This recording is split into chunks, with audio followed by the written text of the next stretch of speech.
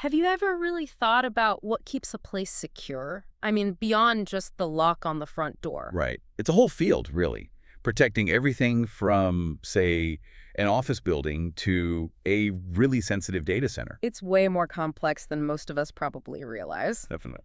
So today we're doing a deep dive into the core ideas of physical security. We've got some great material here, excerpts from the ASIS-PSP exam practice questions and explanations. And our mission isn't just to skim the surface. We want to really dig in, pull out the practical insights, the kind of aha moments, understand how these security systems are actually put together. Get into the why behind it all. Exactly. And this isn't just for folks studying for an exam, though it's based on that material. It's really for anyone who wants to understand how to keep spaces safe. Think of it as a shortcut to getting smart about security basics. That's a good way to put it. Because looking at these specific concepts, these questions and answers, it really shows you the systematic thinking involved.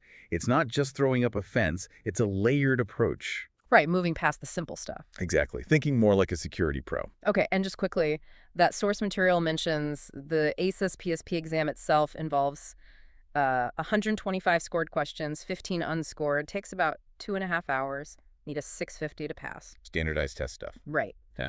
But like we said, we're not prepping for the tests here. We're focused on the why and the how of these security measures in the real world.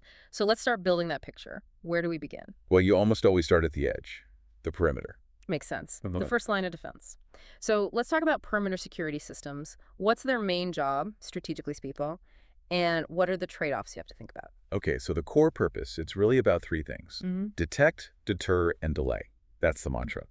You want to spot intruders, discourage them from even trying, and if they do try, slow them down.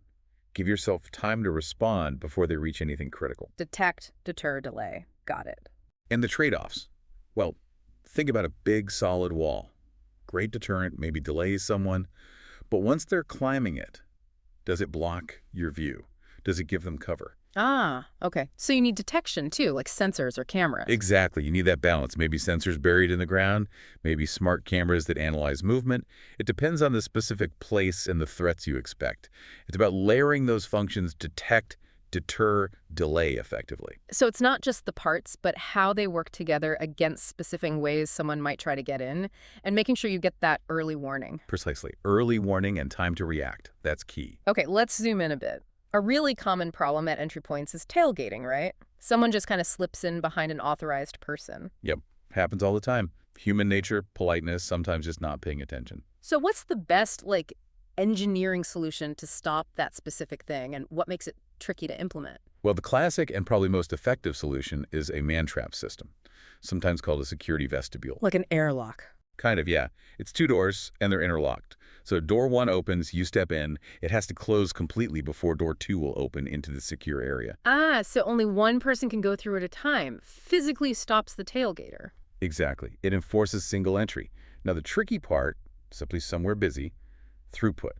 It slows things down. Right, you could get queues forming. You could. Oh. So sometimes you see them integrated with faster tech, like biometrics on both ends, or maybe pressure sensors in the floor to detect if more than one person is inside.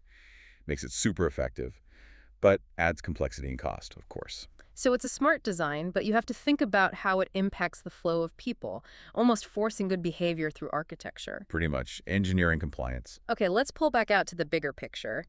How do organizations figure out where their weak spots are before something happens? What's the main point of a security vulnerability assessment? Good question. A vulnerability assessment.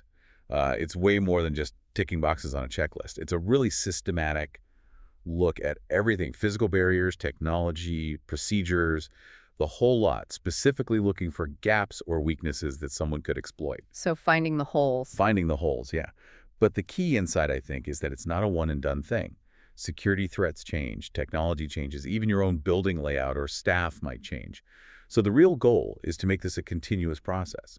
Like constantly checking and rechecking. Exactly. Building that culture of self-assessment, always trying to improve the security posture before an incident forces you to.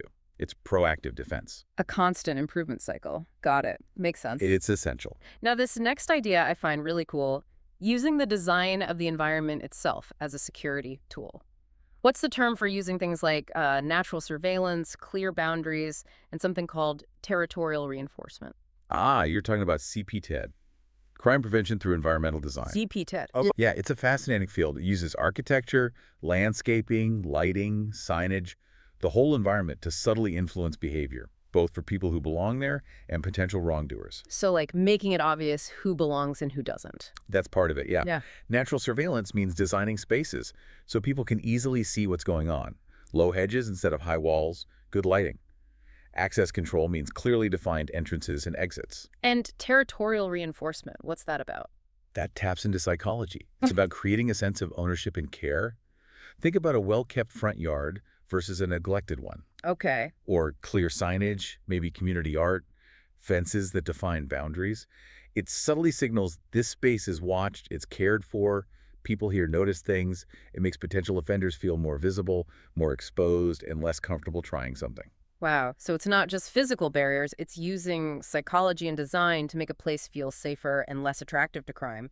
Security by design, almost. Exactly. It's incredibly effective when done well. That is really insightful.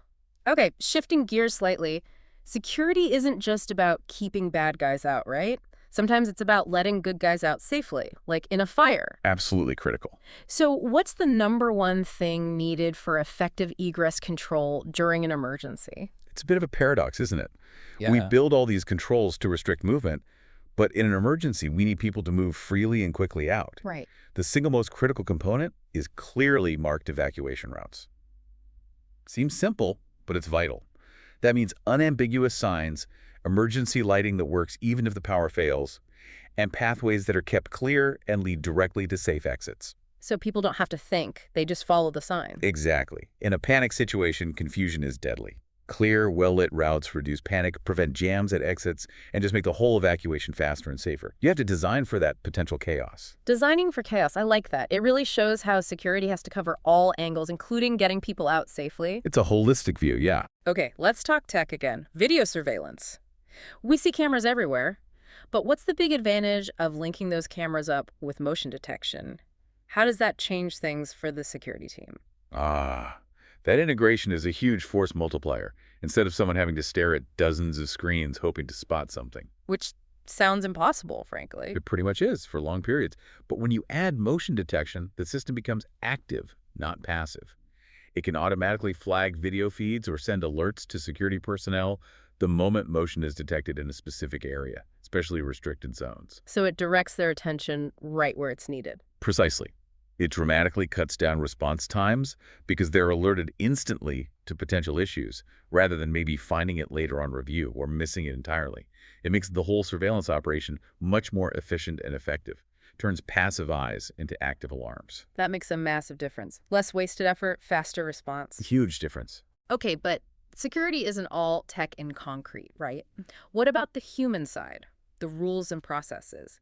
Can you give an example of a key procedural control? Absolutely. Procedural controls are kind of the unsung heroes. They're the policies, the rules, the standard operating procedures that guide people's actions to support security. Like how people are supposed to behave. Essentially, yes. A really common and important example is a visitor sign-in log policy. Seems basic, right? But think about it. It ensures every single visitor is identified, their purpose noted, maybe who they're visiting. Often they get a badge, maybe need an escort. So you know who's in the building and why. Exactly. It creates accountability. It helps prevent someone just wandering in unchallenged. It's a simple administrative task, but it provides a crucial layer of control and a record if something does go wrong. It's the human process backing up the physical barriers. So the rules people follow are just as important as the locks on the doors. Absolutely. You need both working together. One can undermine the other if it's weak. Okay, building on that idea of layers working together, let's talk about layered physical security, like an onion or maybe a castle with multiple walls. Good analogy. Defense in depth. Right.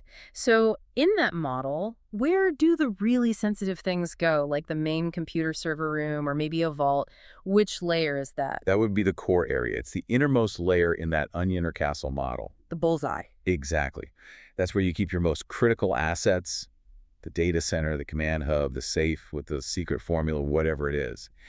And logically, it's protected by the tightest, most stringent access controls. often multiple types of controls. So if someone gets past the outer layers, They still face the toughest challenges right at the core. The idea is that each layer slows them down, increases the chance of detection, and requires them to defeat progressively harder security measures. It's about resilience. makes sense. Not putting all your eggs in one basket, security-wise. More like a Okay. series of increasingly difficult baskets. That's a good way to think about it. Okay, circling back to controlling who gets through those layers, what exactly does an access control list or ACL do in physical security? We hear ACLs mentioned a lot with computer networks. Right, the concept is similar but applied physically. An ACL in this context is basically a database or a list. It specifically defines who is allowed to access which specific doors or areas. So not just is this person allowed in the building, but is this person allowed in this specific room? Exactly that granular. And often it includes when they're allowed. So maybe your badge gets you into the main office during work hours, but it won't open the server room door, or maybe it won't open anything after 7 p.m. Ah, okay. Its purpose is to enforce those really specific access policies automatically. When you swipe your card, the system checks the ACL for that door at that time for your credential. Yeah. Yes or no? It ensures only the right people get into restricted zones, and it creates an audit trail. Very precise. They're like the digital bouncers for physical spaces, checking the list for every single door. That's a fair description, yeah. Digital gatekeepers. All right, one last area. Sometimes organizations need outside help with security, right? They hire a contract security service. Very common. Security guards, patrols, etc. So when you're choosing one of these companies, what's the absolute most important thing to look at beyond just the price tag? This is super critical because you're trusting these external people with your safety. The single most vital factor is the licensing, training, and background checks of their personnel. The quality of the actual guards. Absolutely. How good is the service? It comes down to the people they send you. Are they legally licensed to operate as guards in your area? Huh. What kind of training have they had? Yeah. Is it just basic patrol, or do they know first aid, emergency response, your specific site procedures? And the background checks. Essential. You need to know these individuals have been properly vetted for trustworthiness and integrity. Do they have criminal records? Anything that would make them unsuitable or a risk? Good licensing, thorough training, and rigorous background checks are non-negotiable. They ensure the guards are competent, reliable, and compliant. It really comes back to the people, doesn't it? Even with all the tech and planning, the human element is key. They can be your strongest asset or your biggest vulnerability. Always. People are central to security. We've just discussed. Will AI-powered surveillance make perimeters obsolete? Will advanced biometrics eliminate tailgating entirely? Or will they just create new kinds of vulnerabilities we haven't even thought of yet? That's the question. Will they simplify things or add whole new layers of complexity? Maybe blur the lines even further between physical and cybersecurity threats? Something to think about. Definitely food for thought. How will technology reshape this landscape? Ponder that one. Until our next deep dive, stay curious.